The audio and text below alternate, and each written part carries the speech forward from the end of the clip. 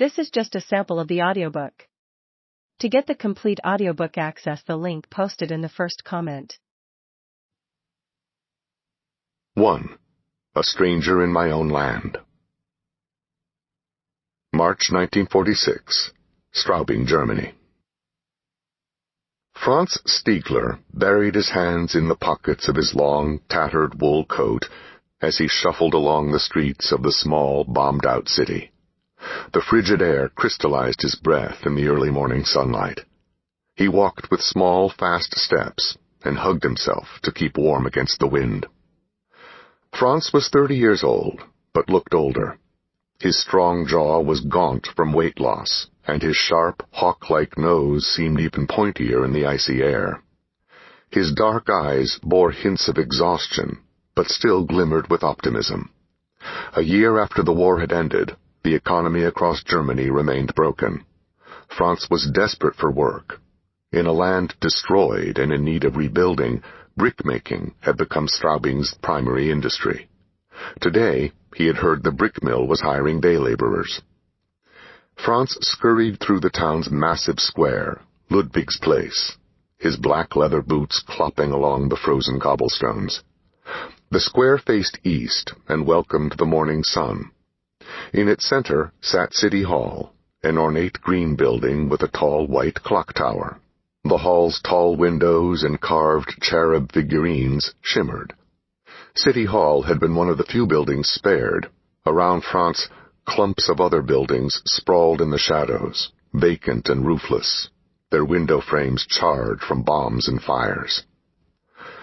Straubing had once been a fairy tale city in Bavaria, the Catholic region of southern Germany, where people loved their beer and any excuse for a festival. The city had been filled with a rainbow of houses with red roofs, office buildings with green Byzantine domes, and churches with white Gothic towers. Then, on April 18, 1945, the American heavy bombers had come, the planes the Germans called the Four Motors. In bombing the city's train yards, the bombers had destroyed a third of the city itself. 2 weeks later, Germany would surrender, but not before the city lost the colors from its rooftops. The clock chimed, its echo bouncing throughout the square. 8 a.m. A line of German civilians extended across the square from the city hall, where the American GIs handed out food stamps. Most of the people waited for their stamps in silence. Some argued. 10 years earlier, Hitler had promised to care for the German people, to give them food, shelter, and safety. He gave them ruin. Now the Western Allies, the Americans, British, and French, cared for the German people instead. The Allies called their effort the reconstruction of Germany. The reconstruction was mostly a humanitarian undertaking, but also a strategic one. The Western Allies needed Germany to be the front for the Cold War against the Soviet Union.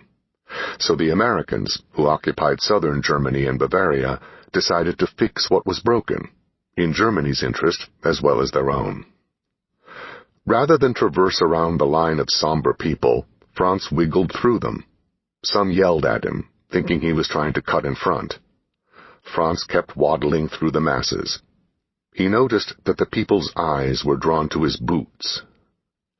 Franz's jacket had moth holes. It had been his father's. His green Bavarian breeches had patches on the knees.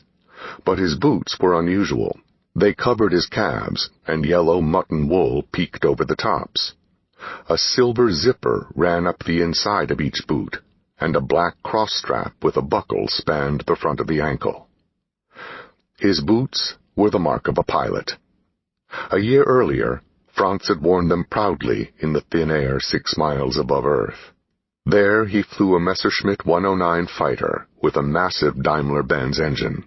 When other men walked in the war, he flew at 400 miles per hour. Franz had led 3 squadrons of pilots, about 40 men, against formations of 1,000 American bombers that stretched 100 miles. In 3 years, Franz had entered combat 487 times and had been wounded twice, burned once, and somehow always came home. But now he had traded his black leather flying suit, his silk scarf, and his gray officer's crush cap for the dirty, baggy clothes of a laborer. His pilot's boots he kept. They were the only footwear he owned.